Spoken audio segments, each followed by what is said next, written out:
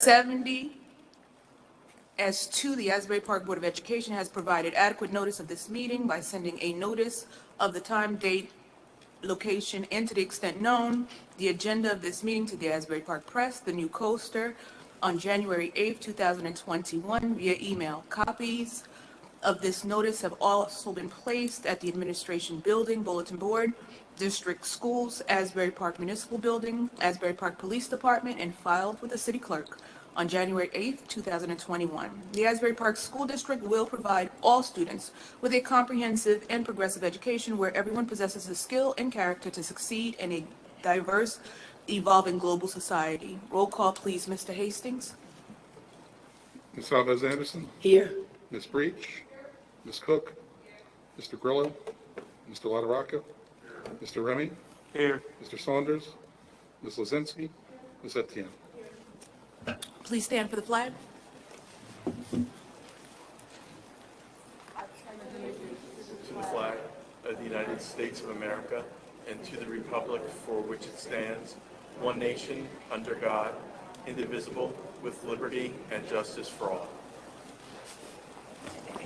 Okay, tonight before we start the committee reports presentation at school, if you could please come to the mic.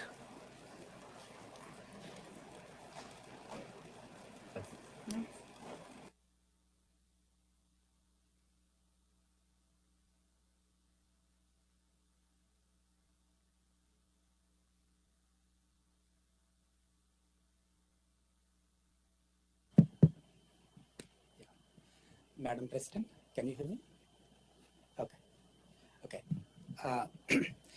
Madam President and distinguished members of the board, thank you for giving me the opportunity to speak to you today. My name is Vijay Saradi. I'm the founder of a technology company based in Monmouth County. We built a sophisticated and a very useful software called At School, geared towards helping schools manage the mental health of students and staff.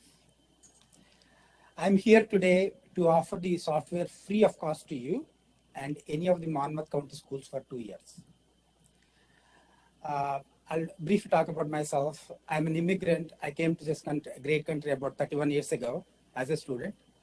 In my first job, I made about $4.75 per hour. This country was very generous to me. Later on, I was fortunate enough to work for many prestigious companies. Until 2019, I was the Chief Technology Officer, Head of Data Sciences Department for the largest municipal healthcare organization in US. Even with my age and experience, I used to find life stresses hard to handle. I could see firsthand the kind of stress that children go through trying to cope with school, friends, exams, etc. According to New Jersey Department of Health, 5.9% of New Jersey students have suicidal ideation. Suicide is the third leading cause of death among teenagers in New Jersey. Schools and counselors often do an amazing job considering the operational challenges that they face. Despite their best efforts, sometimes students fall through these cracks. For example, due to high student-to-counselor ratios, it is hard for them to identify a struggling student before a case becomes a crisis. The system we built is called At School. It is designed to solve that particular problem. At School is an early warning system. It empowers counselors to proactively manage student mental health at scale. With early identification and intervention, schools can reduce the dropout rates, prevent self-harm, and improve student well-being. It has many capabilities, such as risk signal analysis, industry standard mental health screenings, case management, anonymous reporting, referrals, social emotional learning, and coping skills. This is what we are offering you. Use of the software for 2 years. At the end of that period, we may offer you additional years for free, or you could purchase the software, or you can simply cancel it. You own your data. We do not advertise or sell your data. Data will be wiped clean at the end of the period. The software has an out functionality. That means if a counselor and principal approves, a student or parent, they can simply opt out of the system, right? So they'll be completely out, and their data will be purged. So in return, what we'll be looking from you is put in a good word among your colleagues, share your experience, how you like the software whenever you can. That's all. Thank you. Are there any questions? I have a question. You said it's free for 2 years. You're offering it to us, and then what would the cost be after those 2 years? Ma'am, is it okay if I follow up with, if I get back to you with an answer? Because that particular information is our intellectual property. Since my hope is to give you the software for free in perpetuity. We say 2 years simply because, I don't want to promise you anything more than that. But I will give you in writing exactly what we charge other people. Do you have written materials Yeah. as well that can be provided to the board? Yes, sir. We will provide that data to you. Yeah. Anything else? Are there any additional questions or comments? Okay, thank you. Thank you. All right, at this time, we're going to have the committee reports. Mr. LaRocca? Thank you. The Finance Committee met. First agenda item, we're starting to work on the 2022 budget. Typically, we'll be freezing the budget at the end of December. And staff been advised to get all the requisitions for materials in prior to that date. Although grant accounts will remain open, but then we can see where we are with regard to all those accounts frozen. The committee did ask, we'd like to see a status of, in light of what's occurred so far this year, any resignations and retirements, and then potential savings, whether the position has been replaced or if it's not been replaced. What do we have as a starting point there as we move into more in-depth analysis over the next few months?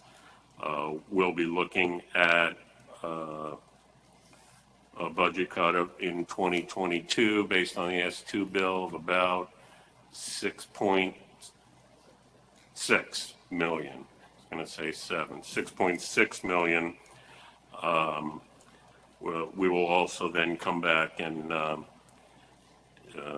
I'll give you some information on where Asbury Park is in terms of the percentage we are paying toward our state required amount, our local fair share, and therefore we'll have those discussions about what we'll do to increase our contribution to get closer to what every other county in Monmouth County is paying in terms of a percentage toward their fair share.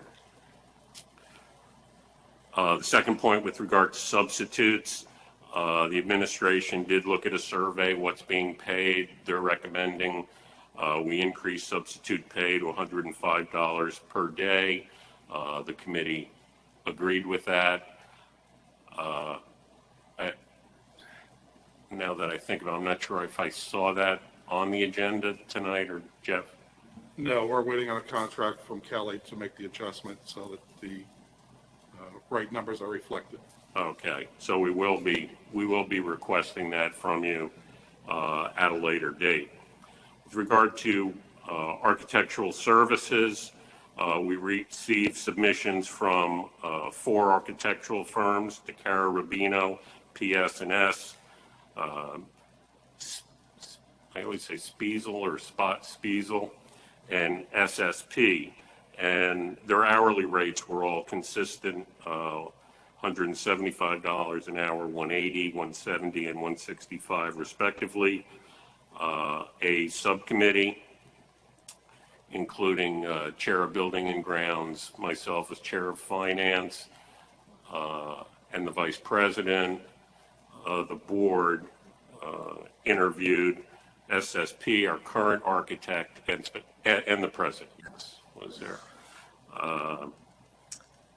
And we've conducted those interviews and made a determination of what we will recommend in executive session. Then, is that, Counselor, what we?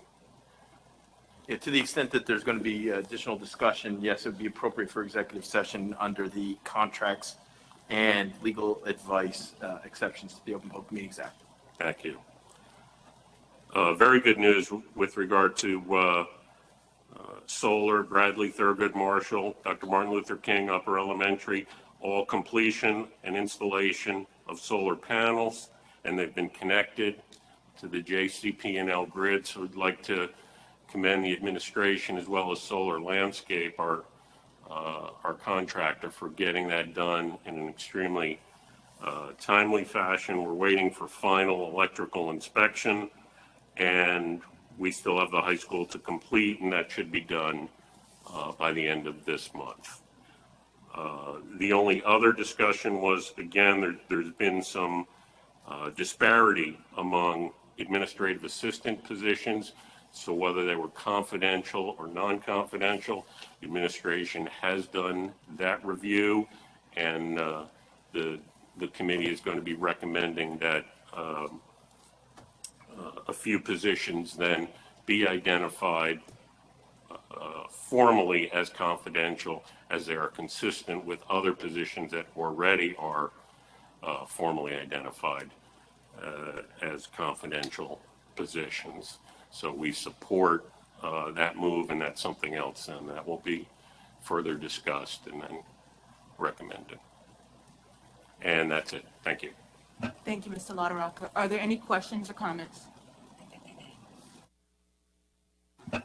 Mr. Remy, can you do buildings and grounds? So buildings and grounds met. Currently, there are no facility use requests. As Mr. LaRocca said, with the solar landscape, Bradley, Thurgood, Marshall, Dr. Martin Luther King Elementary have all completed installation of all panels and have been connected to JCP&L grid, and the high school waiting around the week of November 29th. And we also discussed the architectural services. We did meet with 2 architectural firms Tuesday, and like we said, we're going to go into executive discussion and discuss which ones we're going to pick. Also, Asbury Park High School stadium repairs. Administration have received additional quotes for cement repairs at the stadium. The initial quote for repairs to 5 areas was approximately $95,000. Quotes for the same repairs from 2 additional vendors came in at $11,000 and $23,000. And that's all for the agenda that we had for buildings and grounds. Thank you, Mr. Remy. Are there any questions or comments? Ms. Cook? Good evening, everyone. There are no new agenda items for this month. Thank you, Ms. Cook. Ms. Reach? Homecoming is next Thursday, 10 o'clock at Asbury Park High School. Hope everybody can make it. Are there any comments or questions? Mr. Remy, can you turn off your mic? Would you like to?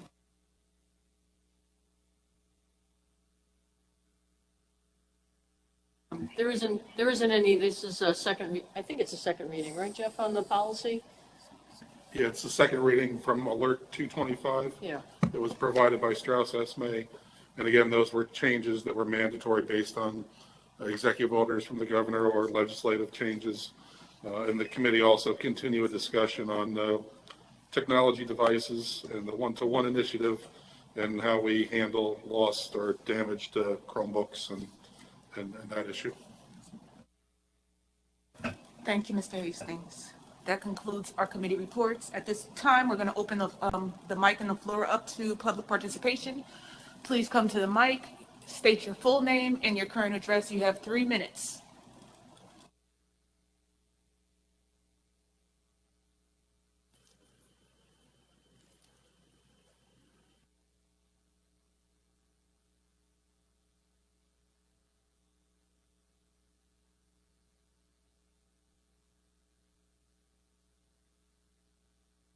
Good evening, Tracy Rogers, Sewell Avenue. First, I want to thank Dominic. That was a great report. When we asked him about things being addressed in certain things, the teacher substitute and the buildings and grounds. I'm sorry, the engineering reports. So this is the type of response we have to get more efficiently. I know there's going to be a lot of things on the table. We can't use the ideal that we've been in the past so long. We have to expedite these things for these kids. You know, we've all had a bad week, to say the least, with our school brand. And what I want people to realize is that we have to be people that are going to come together to fix solutions in this community. Everything we do has to be around what is best for this community, what is best for these kids. And it's until we realize that we're adults. And, you know, I come up here, I go to the city council, you know, people may not like me, but I've never asked anybody for a dime. I do this because I love this community. I'm invested in this community, and I want the best out of this community. And what we want to see is that same thing. When we're looking at issues that come up, we have to turn around and reflect who we are. This is Blue Bishop. Let's realize what we're going to be. We're going to have incidents, and we're going to have tragedy. Our name is all over the state. But we are here to educate these kids, give them the opportunity, and there are community people here that want to be invested, and we have to reach out to them and let them know we need their help. So the continual effect of how we get there is to look at making sure we're working together. And that means we all have to put our egos aside, leave them at the door, and get this work done. I'm the first person, and I do it. I went to that city council for 5 years. We got a rent, affordable housing. We have a rent control bill, and everybody come out because they're amending it this Tuesday to talk about even doing more. I push, and I push hard for everything that's right for this community. And I expect each and every one of anybody in this room, and if you don't want to do that, then you can leave. But I'm going to give you the opportunity to do it and not be chastised for speaking out. So I want to thank everybody. Thank you, Mr. Rogers.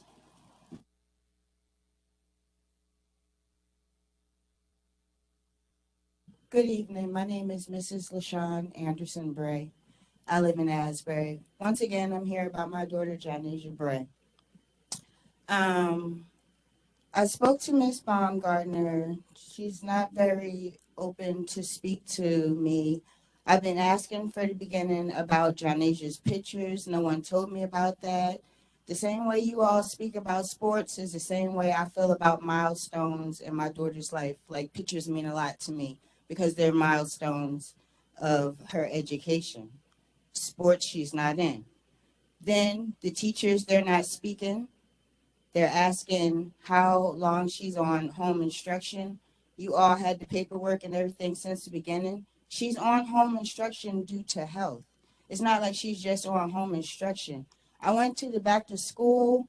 I was horrified, mortified of the things that they were talking about that these kids are doing in school. And then you have 7th through 12th grade in there. I don't know what you're feeding the kids. You talk about behavioral problems. What you're feeding the kids, they're probably angry. They're hungry. Then you talk about you want the children to be successful. But how can you be successful if you can't survive? They're not surviving. I think back all the time when I went to school as to now when my daughter's in school, we had less funding, but we had more, and it was educated. I get so sick and tired of my daughter coming home every year to tell me she's out of school because Christopher Columbus discovered America. Like, what history are we teaching these children? We go back to Martin Luther King, but we just stomp all over that dream. What about what's going on today? These children's history, what they need to know. They don't even know how to fill out applications, but you have career days. They're having kids. They're doing all this stuff. What is the school really implementing? Then you have security here. You have all this going on. But Public school is free for the children, but at the expense of the children. Because really, what are they successful in? If they get a scholarship for a sport or something, then they come back here, and then what happens? Somebody in their family gets murdered or something, then they have retaliation, then bam, there goes their scholarship. Was it worth it? I mean, are the children really succeeding? Do you feel like they're succeeding? Thank you. Thank you, Ms. Brown.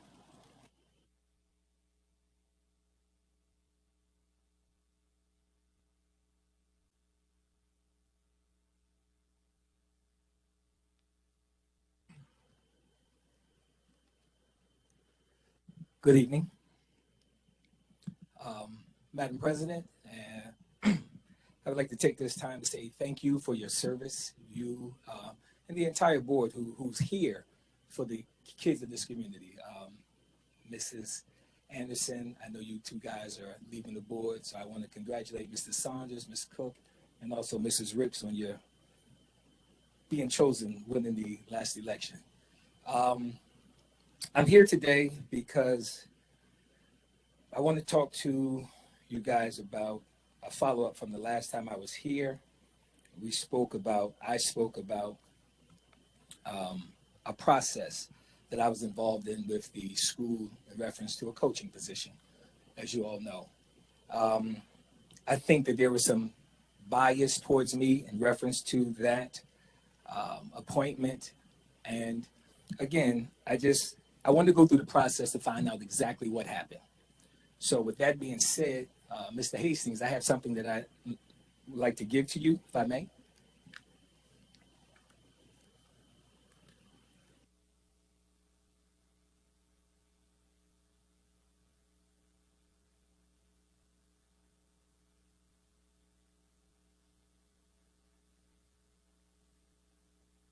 What those are, Madam President, they are ethics charges that I am presenting against a couple of your board members for, I think, their unnecessary involvement and some things that they said. So at this point, I submitted paperwork to the school board ethics committee. So I guess you guys will be hearing something in the very near future. And as board members, I think if you err on the side of making decisions based on what's best for the children, I think you'll never get involved in ethics charges or other things that community members will come to you in reference to negative behavior. You all do a tremendous job volunteering your time, being a part of this community. But I think sometimes we forget that we're a part of the community because you sit there and people from the community come and they speak at this microphone, and very rarely do they receive a response. I think sometimes somebody should at least acknowledge them, say something, respond to them, because people are hurting. People feel the need to come here and speak to you. People oftentimes talk about the lack of community support. Well, when they come here and they address you and nobody responds to them, what do they say? What do they think when they leave? So, I mean, I know you can't commit and put yourselves in an awkward situation, but say something, say enough to them to let them know that you are interested, that you are concerned, that you are going to take what they say seriously. My time. So thank you guys very much. Good luck to you guys. Good luck to the new appointments that will be coming in the new year, and good luck to everyone. Thank you. Thank you, Mr. Palmer.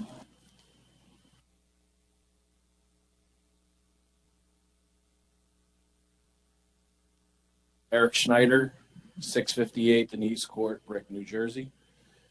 Good evening. I am currently employed at the Asbury Park High School as an 8th grade teacher. I'm also coaching wrestling for the middle school. Due to recent events in the athletic department, the coaching assignments were altered, and now each of us is coaching without an assistant. Wrestling is a contact sport, and the chance of injury is high. In the unfortunate case of an injury that requires a hospital visit, one coach needs to accompany the student athlete while the other remains with the rest of the team. Additionally, with a growing program, supervision at matches and practices will be difficult for one person to do. We have brought these concerns to the athletic department, and we're told that no further hiring will be done at this time. If we are all here for the children and their best interests, why would we not take every step necessary to ensure their safety while they participate in athletics? Thank you. Thank you.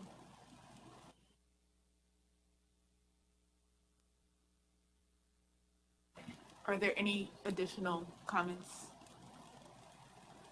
Do we have any phone calls or emails? We have no emails at this time, nor do we have any phone calls. Thank you. Public participation is now closed.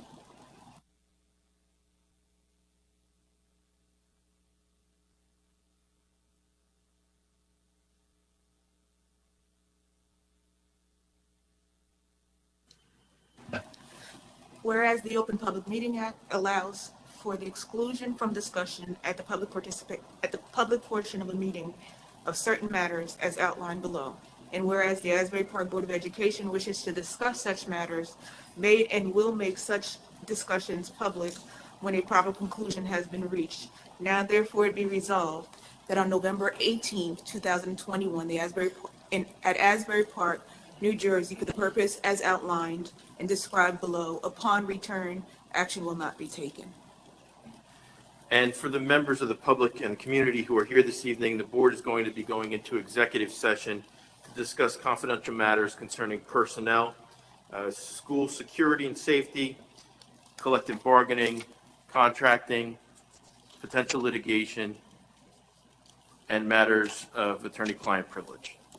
It's anticipated that the board will be in executive session for approximately 20 to 25 minutes. I'll move it. All in favor?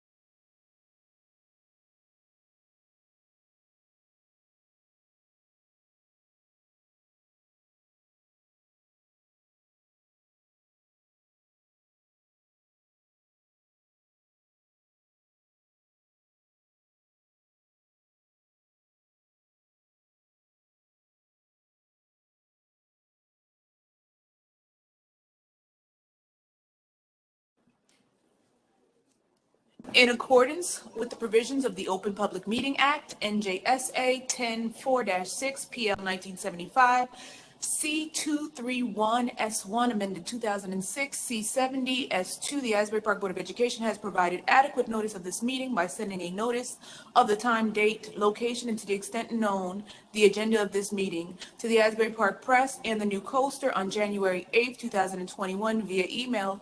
Copies of this notice have also been placed in the Administration Building Bulletin Board, District Schools, Asbury Park Municipal Building, Asbury Park Police Department, and filed with the City Clerk on January 8, 2021.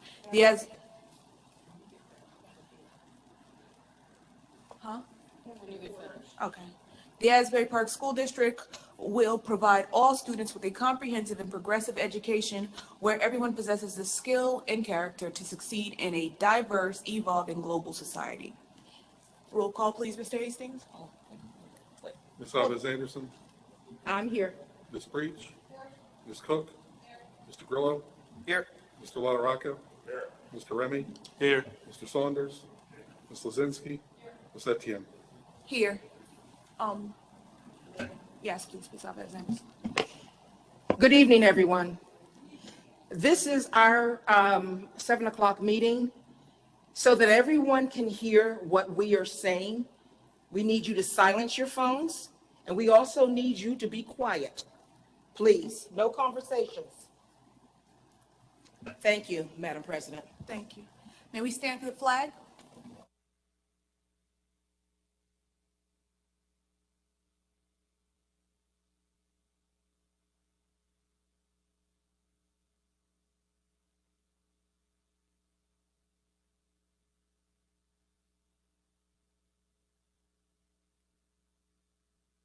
Okay, we have two presentations, Student of the Month and CTE.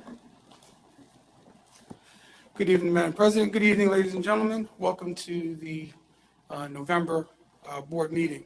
One of the things that I'm going to start doing is each month recognizing students having presentations of our programs here at Asbury Park.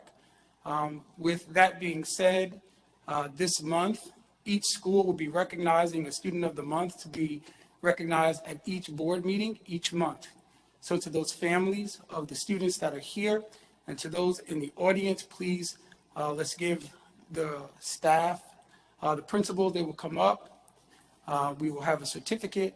We would like the families to come up in order to take a photo with the building principal as they come up and speak. Following the Student of the Month, we will have a presentation by one of our CTE programs, which is up on the board for you to see, by Mrs. Gorgon, one of our lead educators in the district.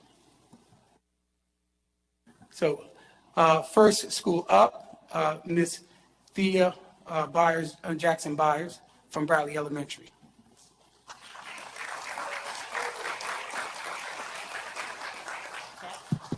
Hello, is this thing on? I am Mrs. Thea M. Jackson Byers. I am the proud principal of Bradley Elementary School. At this time, it is my pleasure to introduce our Student of the Month. I would like third grade student Derek Martinez and his family to come up. He is our Bradley Elementary School Student of the Month. Congratulations, Derek.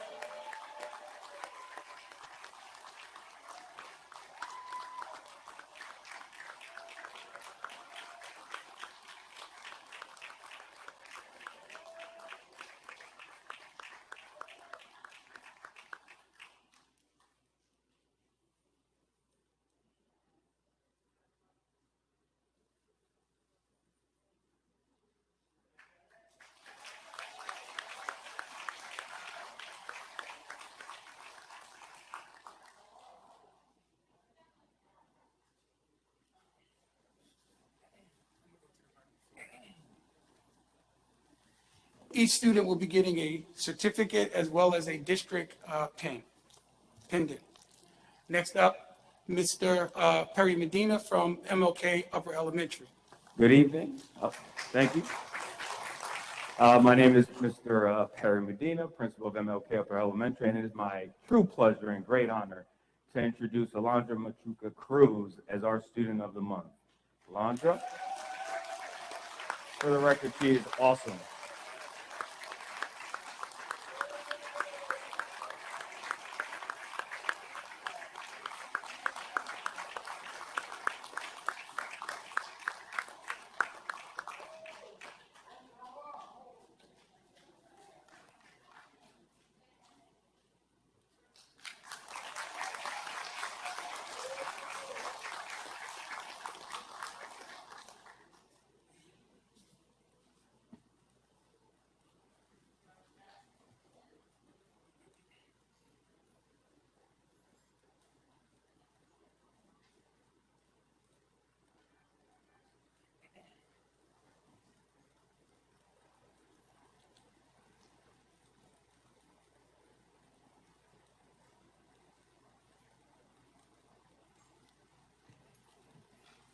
Good evening, everyone. I am Dr. Lauren Jackson, the principal of Thurgood Marshall Elementary School.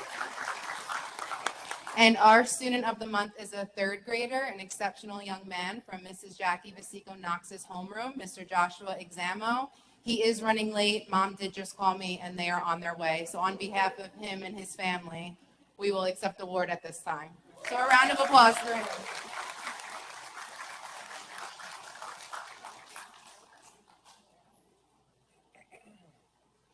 For the high school, we'll have Ms. Nancy Estrada, one of the coaches, come on behalf.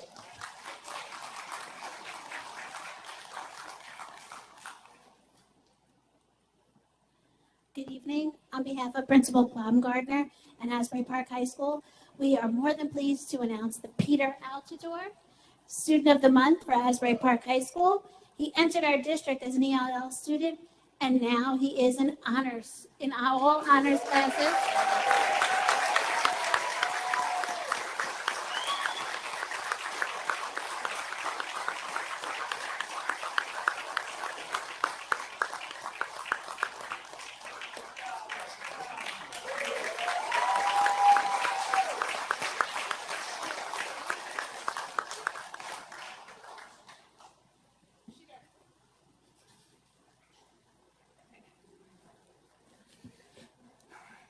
Next up, let's give those students a round of applause.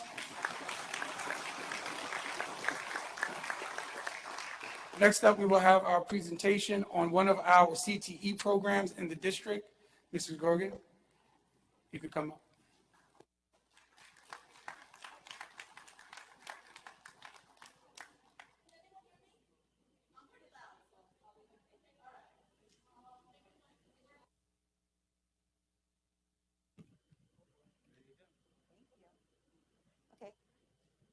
Good evening, everyone. My name is Mrs. Gogan, and I have been a nurse for 32 years. I started out at the middle school, loving my school nurse job, until they came one day and they said, "We want you to open up an academy." And I said, "What?" They said, "A health academy. The kids listen to you." I said, "I'm 4'11" and I'm adorable. Everyone will listen to me. And they usually do. So these are my wonderful students.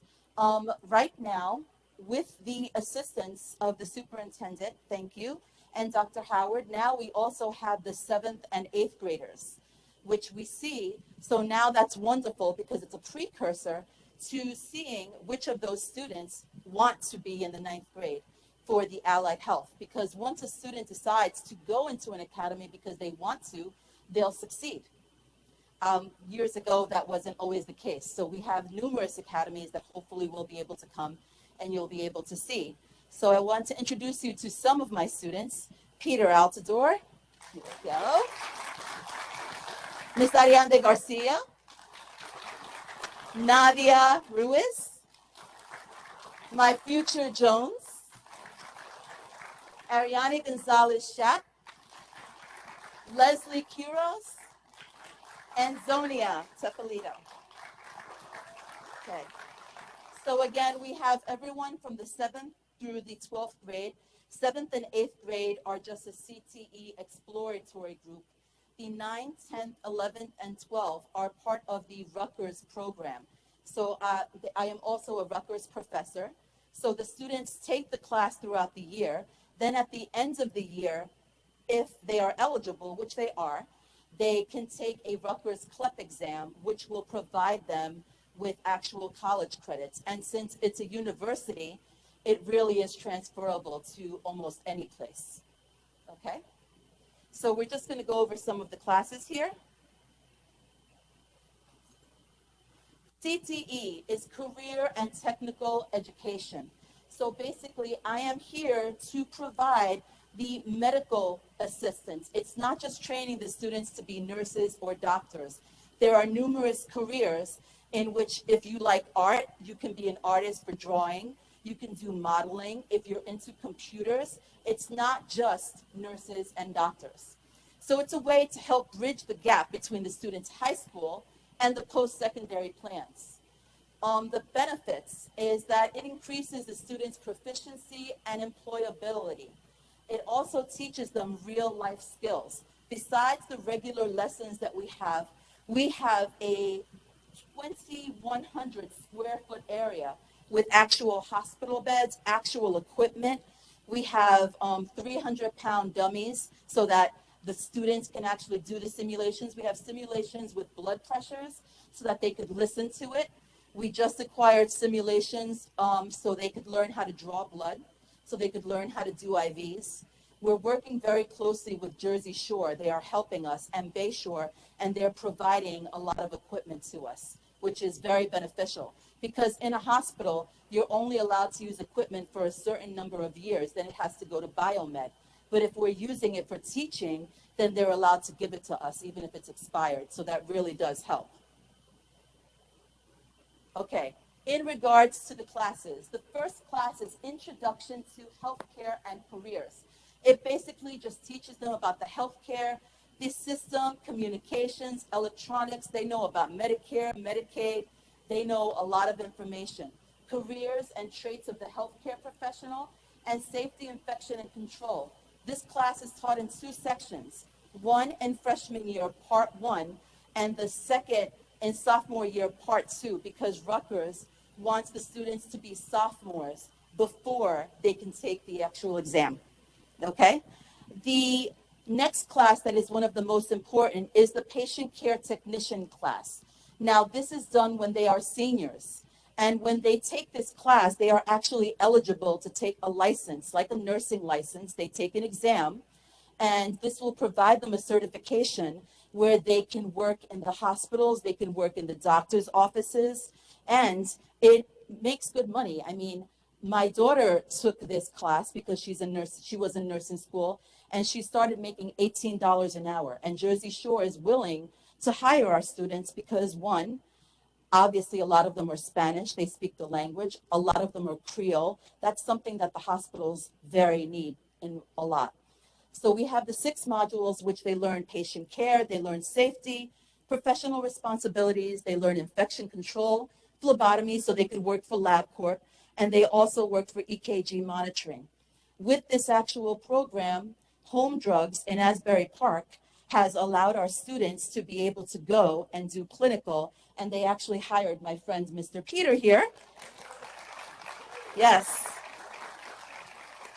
He's my trifecta child. He can speak English, Spanish, and Creole very well, so everyone wants him. And Home Drugs is also willing to certify our students as pharmacy techs, so if that's interesting. We're trying to work with the hospital at this point, and Big Brother, Big Sister is taking some of our kids a couple at a time because of the pandemic. It's very difficult at this point. We are also going to be working with Labcorp and also with the Visiting Nursing Association. So hopefully we can get those EKGs and those other components. So this class is taught in 2 sections. First section is theory, where they learn everything. Then they take the nursing license. And the second part is the clinical, where they can actually take a HIPAA certification that gives them a card. They take CPR. They take a lot of different certifications, NOCTI. So all of this will be helpful for them to be able to get jobs. And the good thing about patient care technician that was difficult with other programs was they do not require a social security number to take the exam, which is a huge item. If you want to be a CNA or anything else, if you don't have that, you can't do this. So that's one of the reasons why we selected to go with this. The next class is medical terminology that they take in sophomore year. And it's basically just teaching them the Greek and the Roman language so that they can understand all of the medical words. When they finish taking that class, there's an Anatomy and Physiology 1, and brand new this year is Anatomy and Physiology 2. And those are 4-credit courses. The other courses are 3 credits. So the Anatomy Physiology 1 and the Anatomy and Physiology 2, if anyone took these classes in college, you know that you had to go 1 day for the theory, then you had to go another day for the lab. So these are 4 credits, and I work with Miss McMillan to teach this. So we do it upstairs in the laboratory.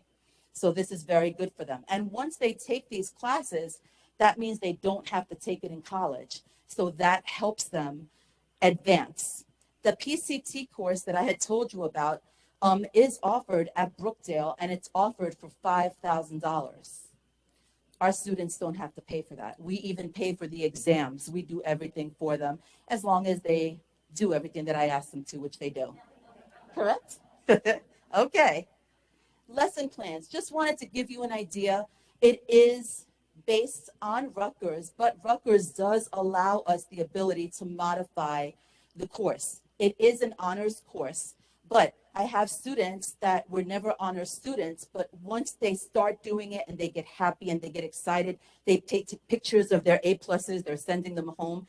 You can get a kid to do anything once they're motivated into doing it. So basically, they know we have the essential questions, learning goals. Everything that we do is based on the 5 E's. We have to engage the students. We have to explore whatever topic we're working on. We explain it, we elaborate, and then I evaluate on every single lesson that they do. Okay, everything is done in Google Classroom. We have been computerized for the past 5 years. This had nothing to do with the pandemic because we have to keep up with Rutgers, with their Canvas, with all of their electronics. And the district has been very good with us with allowing us to do that. Okay.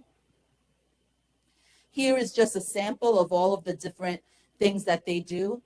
I literally have them for 90 minutes, and I can tell you that for 90 minutes they're working. And they have the ability that I put the lessons in the night before, and I promise you that the students half of the time do the lessons the night before, because when they come to class, they know if their lesson is done, then they could do the clinical, which is where they get to play with all of the different equipment, and they love it. Here we use quizzes as one of our programs. It's the ability to be able to put videos, to be able to put sound, to be able to put all different types of instruction. And the good thing is that if a student is absent, they can do all of the work. So they're never missing anything. You don't have to say, Ms. Gogan, can you give me papers? Can you give me a packet? They can continue with everything that exists. There is never extra credit in my class because they just continue to do the work that needs to be done. This is kind of what the quizzes looks like with the different lessons. The students have all of their standards. They understand exactly what they need to do. And this right here is perfect part of the reports. So I can actually look at each student, identify what their needs are so that I can specialize, differentiate, scaffold, and kind of help them to make sure that every student understands what's going on in the actual classroom. And what this allows is when I look at my lessons, I usually only have to teach them once because they really do understand everything that needs to be done. We do Newsella, so part of the school goals is to make sure that all of the students are reading and writing every single day. So all of the articles are based on medical things of whatever we're teaching for that day.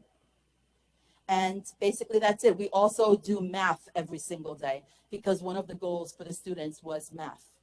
So again, this is a great program because they can actually get jobs as soon as they finish school.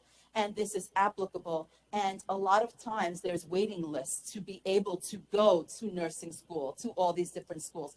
If these students have this, when the colleges are looking at them, they're more apt to put them directly in because they don't have to take all of these precursor classes. So thank you very much for your time. Excellent job, Mrs. Gogan.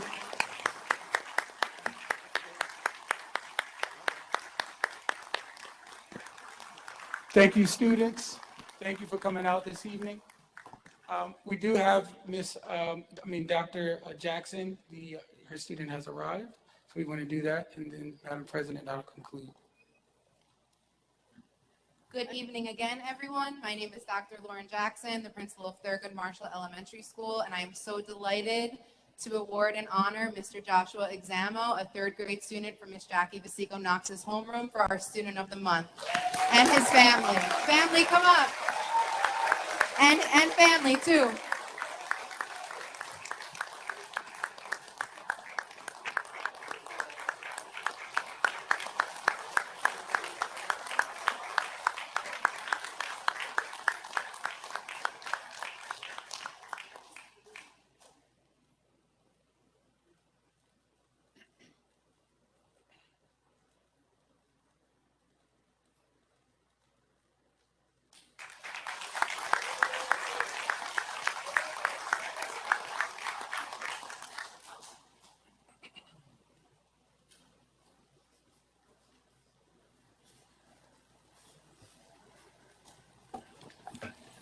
Madam President, that concludes my presentation.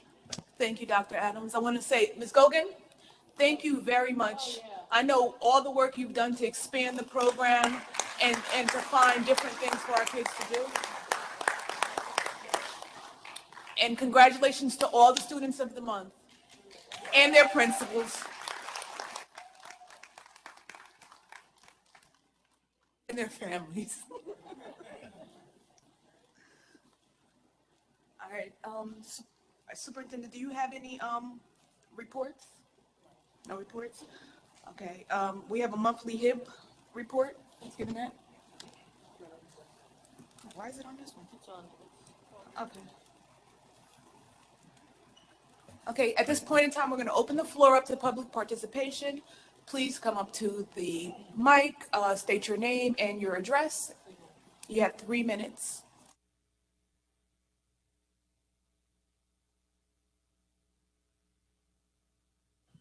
Good evening. My name is Arba Council, and I live at 302 3rd Avenue. The reason why I'm here today is because, come here, Mari.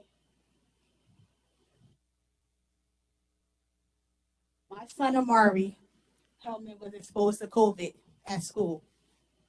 And the reason why I'm standing up here is because when I got the call on Tuesday, they told me that they found out on Tuesday morning that the person was positive. So I did my research. Come to find out the person was positive. They found out on Monday that the person was positive of COVID in his classroom. This is the second time that my son has been exposed to COVID at school. The second time. I'm fully vaccinated. He is not. He's not old enough. My concern is that when I get the call, it's not from the nurse. It's from the secretary. At the school I work at, when someone is exposed to COVID, we get the call from the nurse, not the secretary. Because myself, if I have a question about the protocol, the CDC, I want it to come from the nurse, not the secretary, because they don't know. So I want to know, do you know the protocol when there's exposure at a school? Because it changes every day. I send my son to school for education and to be safe. They tell them to wear masks, and they do. This is the second time that my son has been exposed to COVID. I really want you guys to look at the CDC protocol if you don't know what it is. It changes every day, changes every week. And the next time I get a call, I don't want it from the secretary. I want it from the nurse. And also press the issue. When someone is exposed to COVID and someone tests positive, don't wait the next day to call the parents. Call the parents when they find out. Last year when my son was exposed, they called me at 3 o'clock in the afternoon when I was getting off work. That means that he sat all day in the classroom with this student. That means my family was in jeopardy. I've been exposed to COVID 4 times. And by the grace of God, I've been negative all 4 times. So next time I want to call from the nurse, not the secretary. Thank you. Thank you.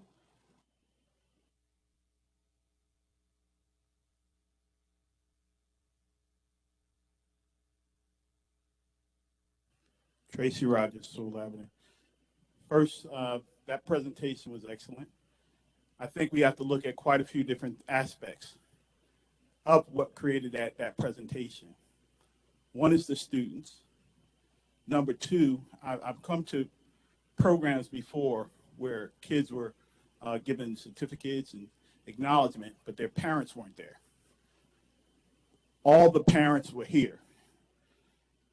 That is the strength of what makes these children successful. And then a powerful instructor. You can see the care that she is. We have staff members. We have community. These are the things we need to be to build this community back and bring us where we need to be. That's where we need to be to excel. I bring up my high school all the time because it gets national exposure. They're going to be on CBS again. The headmaster told me one thing. He doesn't like children who leave at 3 o'clock because there's more that they can learn. One of the monks, he said, he had a quote, never do for a child what they can do for themselves. And the third is, we're as strong as our weakest link. That means we have some excellent kids, but we have kids that are in need too. But we are a chain. That means we serve every kid in this district. That means everyone has the ability to do what those kids have and more. And that means if we have to work a little bit harder, we should. Madam President, I would like to also say I would like to work, and I'm going to reach out to the deputy mayor, if we can get some the community in some of these restaurants to give these families dinners for a night out, to experience what we have. This is our community. These are the things we have to do. You know, I don't feel like coming up here chastising, and I don't want to feel like it's chastising. This is this reality. I've seen it work. I've seen what involvement does.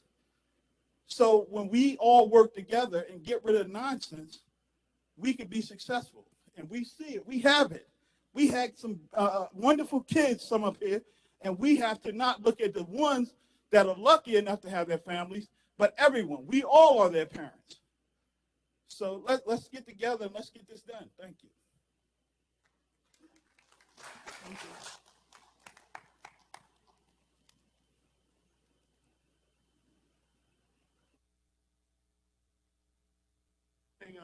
The Board of Education and new superintendent, Mr. Adams, and also the school administrators.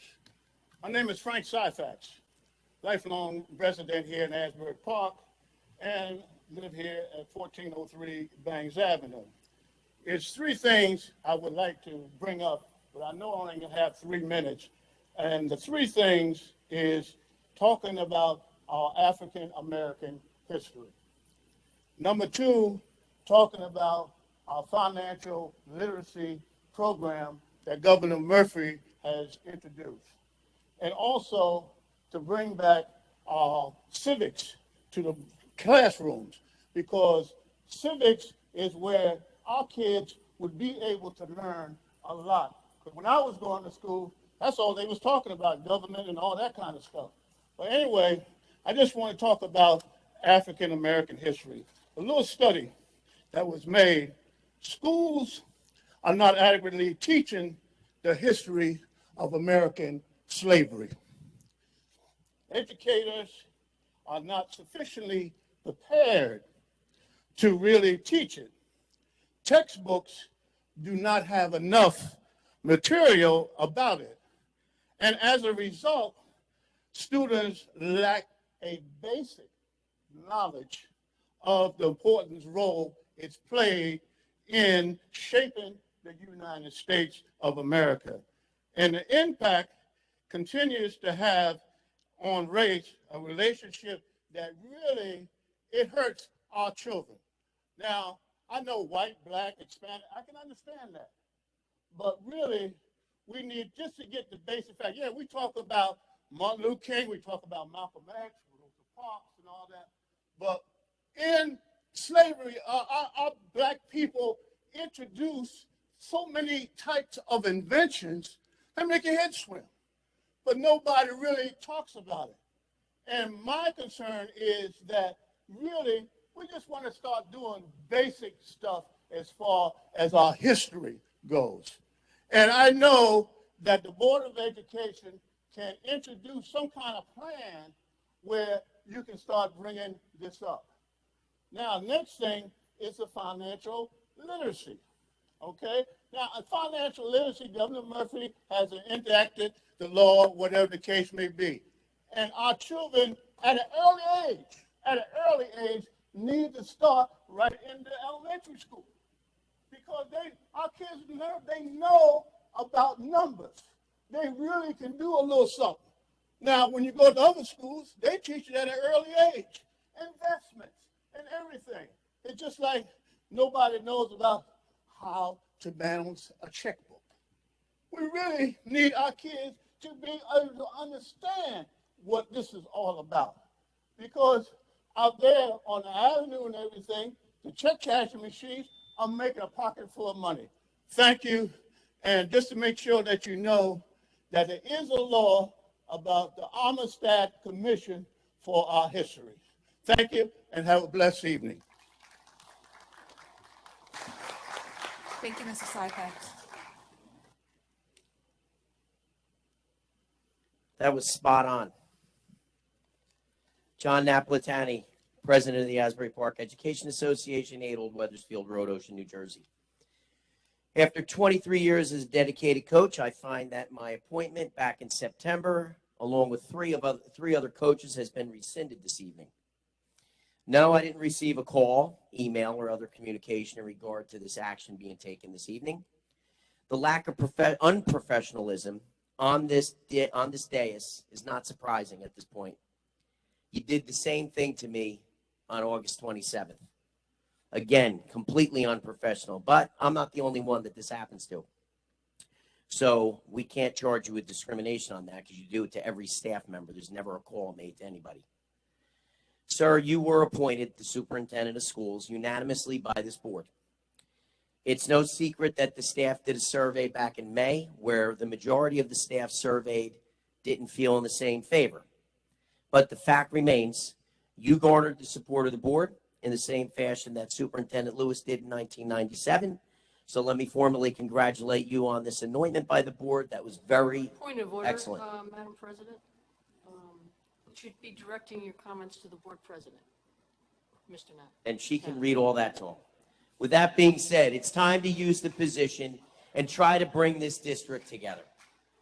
The fact that anyone on the dais thinks that this district is a warm and inviting place to come to work each and every day, you're blind. I never thought it would be worse than it was in the early 2000s, expending time and energy in ways to ruin the careers and reputations of people who have been dedicated to this district for many years. It's an absolute atrocity.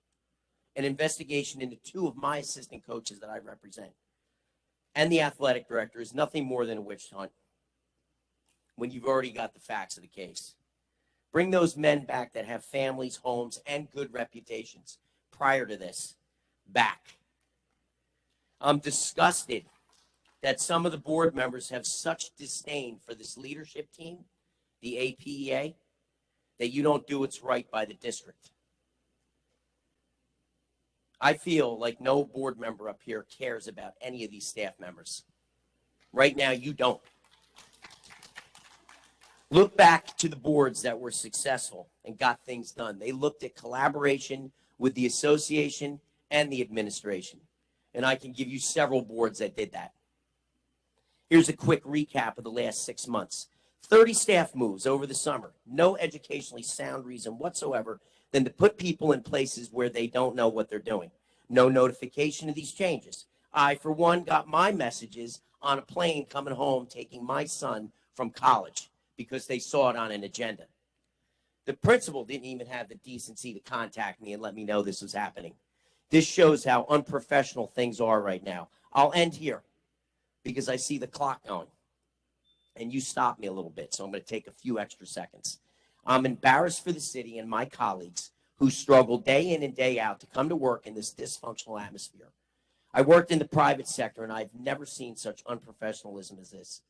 you should take a step back, look at what you're doing to this district, and don't blame me for giving information to a blogger that gets information. Quit saying it. It's enough staff that are frustrated with the administration, this district, and everything else. All they want to do is get people to listen to what's going on. Thank you.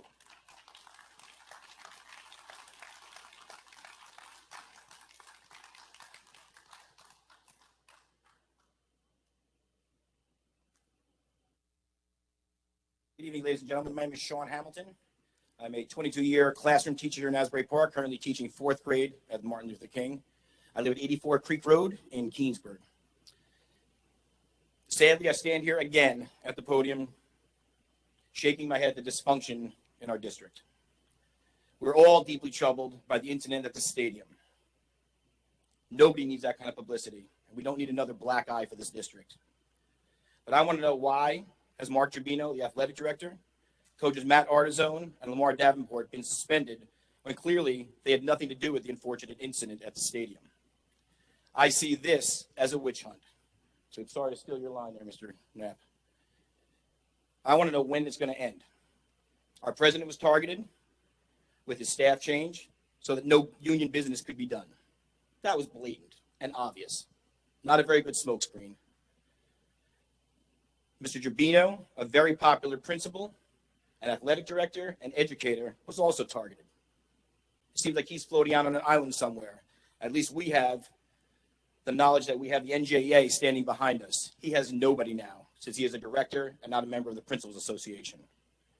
I'd like to know, when will this end? These are people that stand up for our district. I know in the future months, I'm going to be standing up here because I know the targeting is going to come to me down the line as a member of the executive board of the APEA. Yesterday, sadly, in my school, we said goodbye to a 23-year veteran of our district. And speaking to her personally, she felt she was forced out. I love the solar panels. I love that the fact that we're moving ahead with that, but we still don't have a working elevator in Martin Luther King School. She has mobility issues, and she was placed on the 2nd floor this year with the 30 transfers. A woman with mobility issues who taught on the 1st floor, doing a great job with her students, was moved to a 2nd floor, teaching Read 180 with a non-functioning whiteboard, a non-functioning overhead projector, or a little Epson projector, and speaking to the IT people. That apparently has been there for years, and nothing was done to change it. She felt like her spirit was broken. 23 years here, and she was forced out because of the dysfunction of this district. When are we going to open up our eyes and do something for the children of this district? Each and every one of you at the board, on the board there, should be ashamed of yourselves for allowing this to happen. I spoke in the last 2 meetings about the process for interviewing a superintendent, the nationwide search that supposedly happened, and I spoke about my politics with Dr. Repollet definitely having his hand in all of this. And again, I face silence. I've been here for 23 years fighting for these children, and every time I get up to the podium, I get silence. And I'm just confused by why there is no comment. This board needs to look ahead. If we can't do our job, then please resign. And that goes for our state monitor, who sits there each month collecting a check, and I don't even hear reports from the state monitor about the issues going on in Asbury Park. To steal a line from Greta Thunberg, how dare you? Thank you.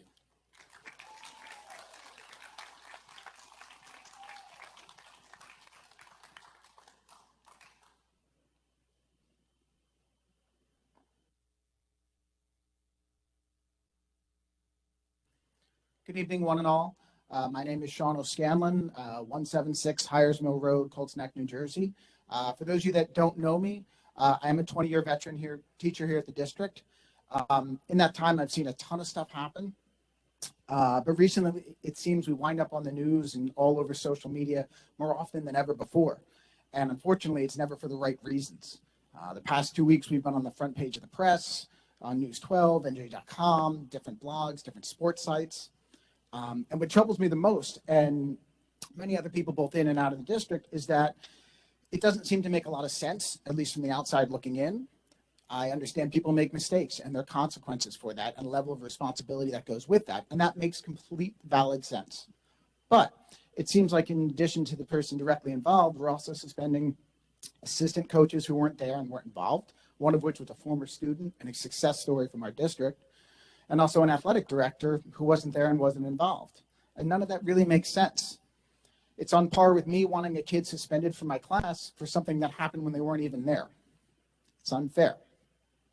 Shouldn't we be setting a better example for our students and our community? We live in a world that runs on up-to-the-minute news feeds, snaps, tweets, social media, and the district as a whole has been focused on using those tools. Yet here we are in a PR nightmare. Sports is woven into the fabric of the district and community and who we are. And everyone is watching and aware of every step that happens with it. But instead of taking the proper course of action that would have had the least impact on our sports programs and our students and culture, we seem to have disrupted the whole system. And in such a fashion that the appearance and the optics of it make it seem that we're either really dysfunctional or there's politics or something here at play. In the digital age, it's all about perception and appearances. Why are we suspending people who weren't there and weren't involved? Why do we seem to too often let our differences get in the way of why we're here, which is to help our children? Thank you.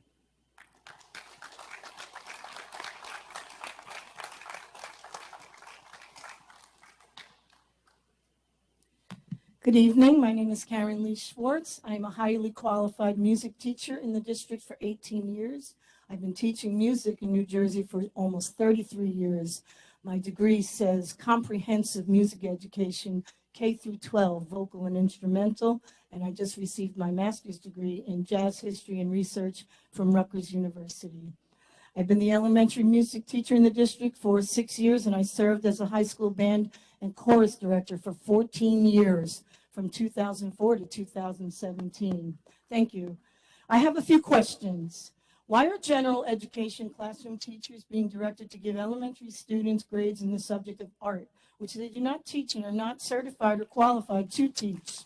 Are there administrators or board members that think having students color, cut out shapes, and make decorations for bulletin boards, hallways, etc., is all that an art teacher does, and therefore any teacher can do that, as well as assess those projects without rubrics and standards and assign grades?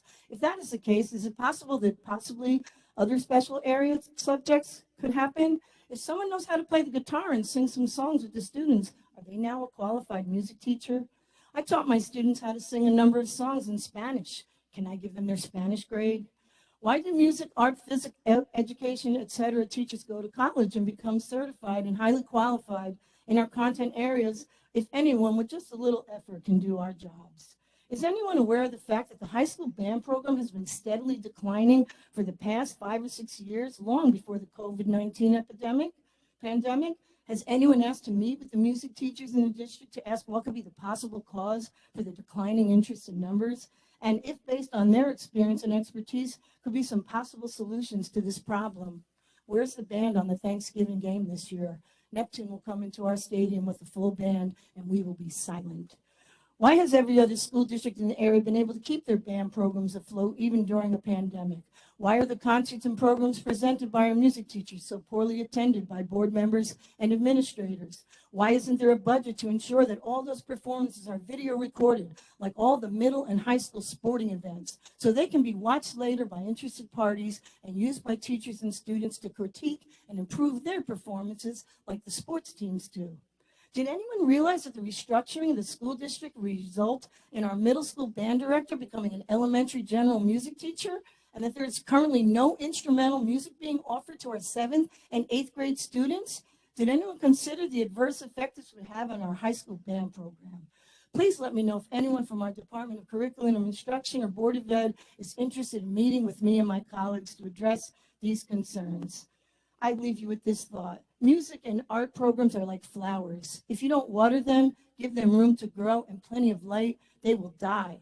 Please don't let that happen. Thank you for your time.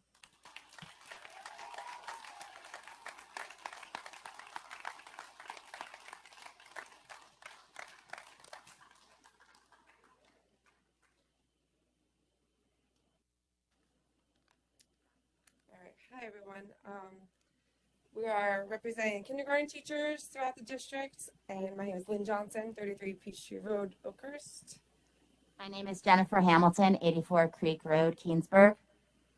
Christine Underwood, 414 Prospect Avenue, Neptune. Ms. Hamilton just wants to hand out the law to everyone on the board. Is that okay? And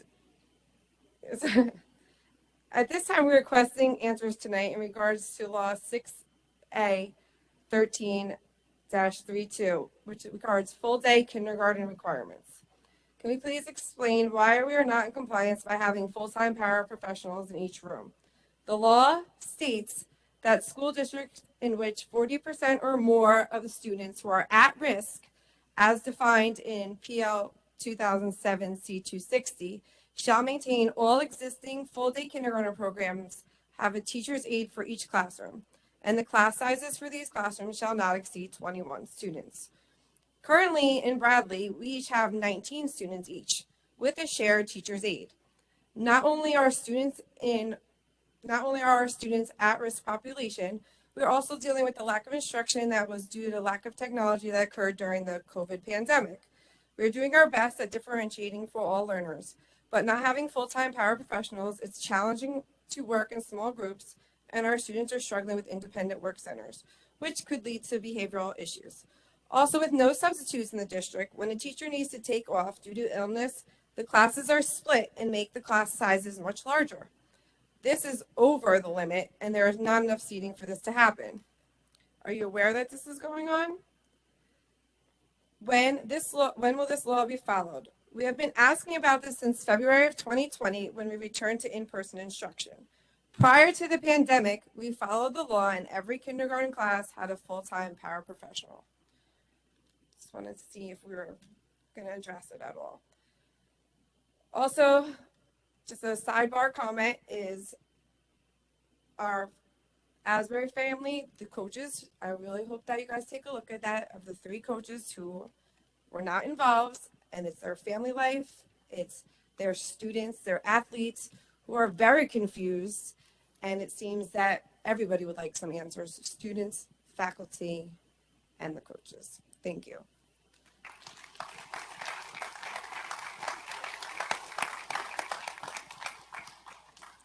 My name is Jennifer Hamilton. I'm going to take my 3 minutes to allow the board to answer the question about when will we have teachers' aides in kindergarten.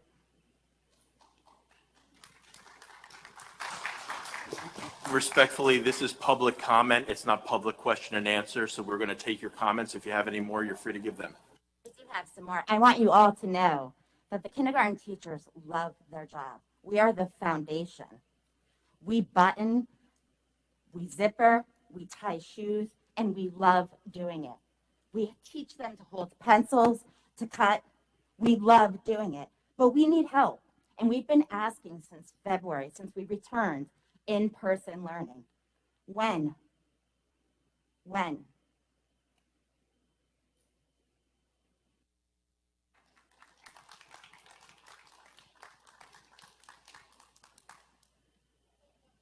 I have another 2 minutes. I'm going to stand here. I would like an answer, please. We are desperate. We are asking for help. I'll say it again. It's public comment. Should you have a comment, that's great. Please give it. But otherwise, there's not going to be any questions answered. Okay, thank you. We are begging you. Board members, please.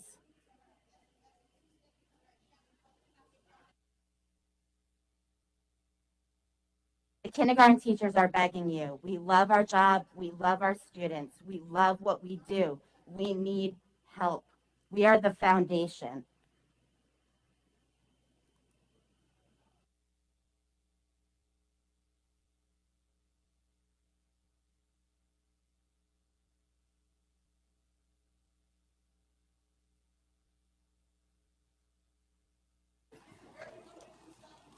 Thank you.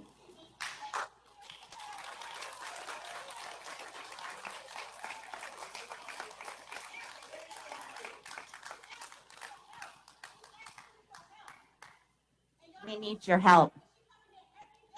For 23 years.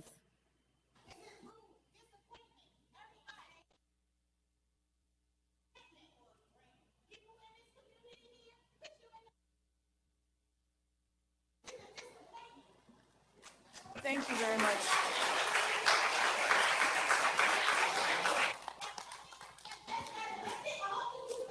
Excuse me, excuse me. We're not being rude. When you were speaking, please be respectful. Miss Council, Officer Young? I do not want an argument. I do not want to fight. That's not why I'm here. I just want help. we understand your concerns, and we will sure look into it, okay? I We thank will. you for your reply. Thank you. Thank you. you.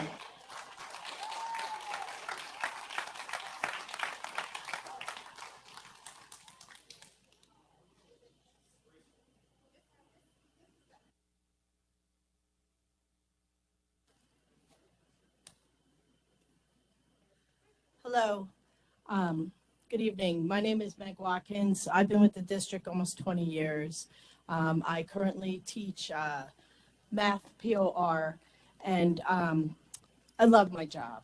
I absolutely love coming to be part of this district. I love looking at my kids and then seeing them grow up and then come to me afterwards and tell me what they're doing. I have been here as as an educator in this district, and I love what I do. And that you should know that I enjoy coming here and wanting to see these kids just thrive. And I know my educators that I work with are on the same track that I am. With that said, it's been very sad, and I know that the COVID situation has changed things. However, we are missing our children. They're not there. They've gone elsewhere. Why? Why are we not tracking them down? Why aren't we finding why they're not coming back to us? We are highly educated individuals. Majority of us have masters and beyond. We have updated our skills. We will give our heart and soul to those babies. And yet, they're not here. And my question to you, most of all, is why are we renewing contracts for the preschool when we have empty classrooms? We have 2 or 3 children in a preschool room, and we're putting our money elsewhere? Why? You need to question that. Because if we get the babies from the beginning, we have talented educators who know what they're doing, who speak many languages, and ensure that they're trying the skills and training to achieve so those children can be successful in life.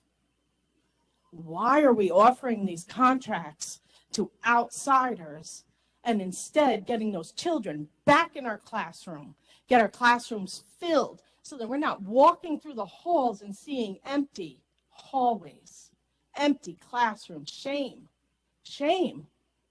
We're just letting the buses go by filled with our children. I don't know what the others are doing, the charter schools or anywhere else, but I do know that you have long-term educators here that have dedicated their lives and livelihood and skills to ensure that we see success. And you as board members and educators that are supervisors should be questioning that. What's wrong? Where's the communication? Where are our children? Thank you. Thank you.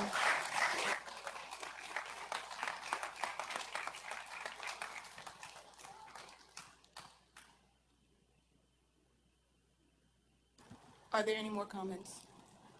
Any emails? I'm closing public participation at this time. Madam State Monitor, do you have a report?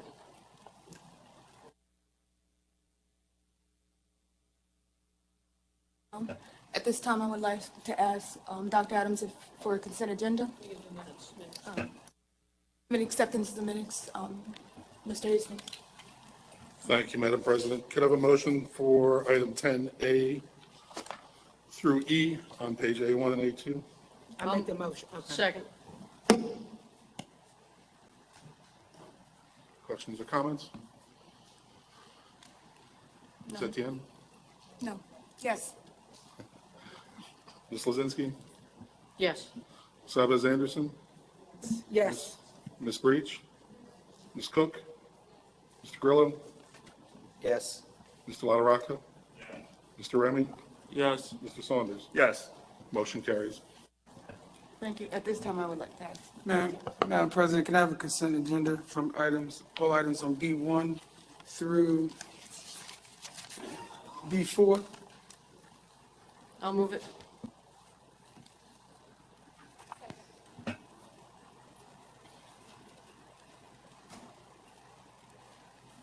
Mr. Hastings? This is all items B1 through B4. Ms. Lozinski? Yes. Ms. Etienne? Yes, I'm abstaining on B1, item 1.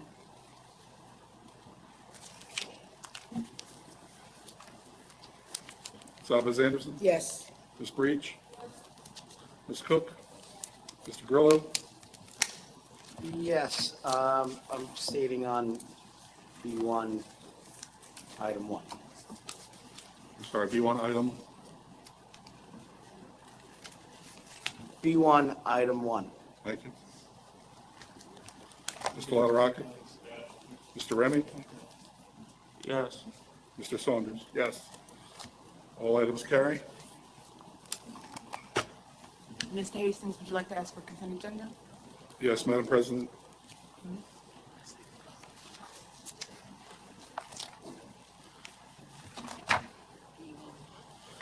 I have a motion for all items C1 number 1 through C5 number 1.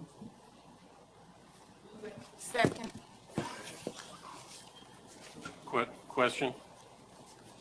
Questions or comments? Are we adding an addendum? The addenda is on C5 number 1. Thank you. Technology, Don, technology. No additional questions or comments? Mr. Hastings? Ms. Sabas Anderson? Yes. Ms. Etienne? Yes. Ms. Breach? Ms. Cook?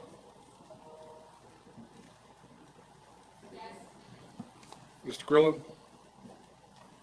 Yes. Mr. LaRocca? Mr. Remy? Yes. Mr. Saunders? Yes. Ms. Lozinski? Yes. All items carry. Thank you. At this time, Can I make a motion to adjourn? motion to adjourn? All in favor? Aye.